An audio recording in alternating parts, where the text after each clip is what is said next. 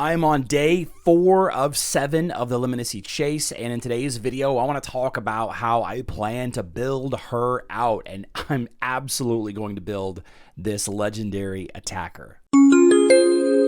What is up, Raiders of Teleria? My name is Charlie. This is new Raiders only, and if you are interested in Raid Shadow Legends videos for the new or budget player, then you've come to the right place. Leminisi the Goldwing is one of 3 free legendaries that I can give you if you are interested. There's a URL in the description box down below. For a limited time only, we got a collaboration with Raid for 3 legendaries. You get one for logging in on day 1. You get Leminisi after 7 days of logging in, and you can use your favorite new account promo code for the champion of your choice, Sun Wukong or Tholan Foulbeard, or, you know, there's a lot of really great opportunities right now, but Uugo and Tagoar, get them for free with my URL. So don't waste any more time. Click that link in the description, download Raid Shadow Legends, or use the QR code over there on the corner if you are on mobile. Now, Leminisi the Goldwing is a legendary attacker. This red skull right here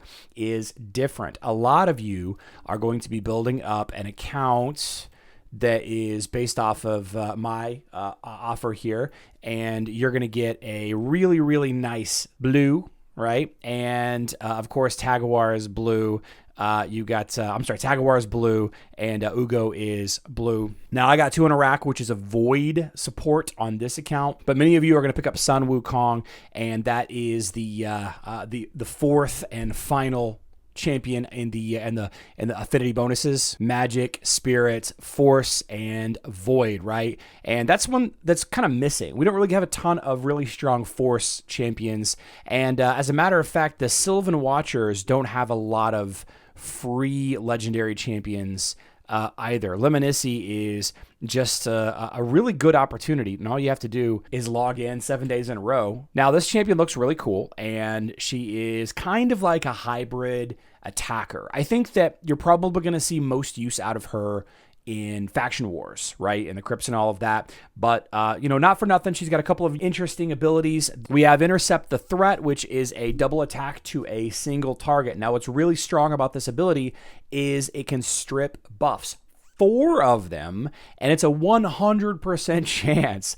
Also, it does extra damage versus Corrupted Alliance, which, you know, it is what it is. And this actually deals more damage to the target based on their turn meter. So if you're really good at managing the fight, like in arena or, you know, against the boss, whatever, then you could basically double the damage that this ability does. And -2 cooldown makes it a 3-turn. But this is a strong attack. This is probably the most prevalent, the most interesting, though I don't know if everybody's going to be talking about. But what I find interesting is the Auric Talons, the A1. If the target is under a shield buff, 25% chance with a 35 and a 50% chance of decreasing the value of shield by 10%. That's interesting. Why only 10%? I don't know. We'll also ignore 50% of the target's resistance if the target is from the Corrupted Alliance. Yeah, again. And if the target is not under a shield, each hit will ignore 10% of the target's defense instead. So, you know, is there going to be something coming with that's going to have a lot of shields in it, and that's why they're giving us this champion kind of as a prep for that?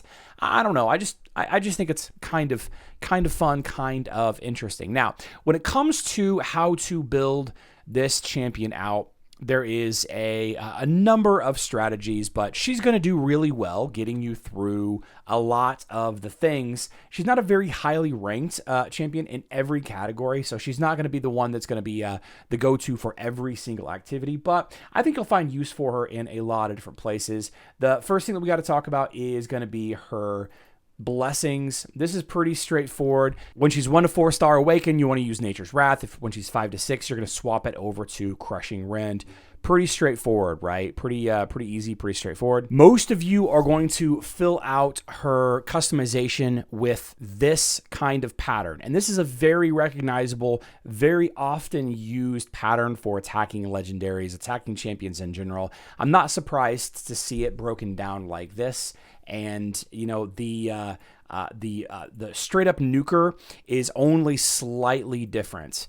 You can see that there is a couple of talents there in the offense on tier 2 of the offense and tier 3 in the offense and tier 4 of the offense that are slightly different.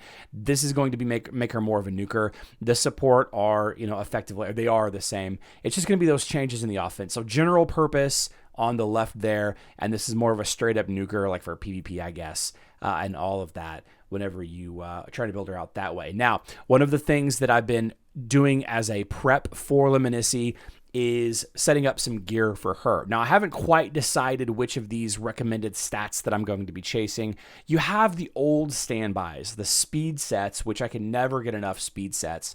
So that's going to be stuff like the, obviously speed, but also the perception sets and a few others.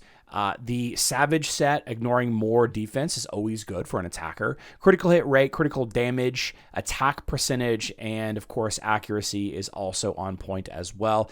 I don't really see her being used a ton in player versus player, maybe at the low levels whenever she is kind of your one of your main go-tos. You know, once you have the 4th legendary for your team, and again, you can get 3 free legendaries if you sign up for Raid Shadow Legends with my URL or the QR code. Once you have that 4th free or 4th legendary for that team, it makes the arena just smoother, way smoother. Of course, once you get to the higher levels, the higher levels, it gets a little bit more about strategy and team building, and that's when, you know, the variety of champions available comes into play a little bit more prevalent. But I just don't plan on building her for PvP out of the gate. I'm really going to be focusing on probably Savage. I'm probably going to try for a really strong Savage role from Fire Knight. Well, let's see here. We don't really have, I mean, we have the event dungeon that's live right now. Doesn't have Savage, but it does have accuracy.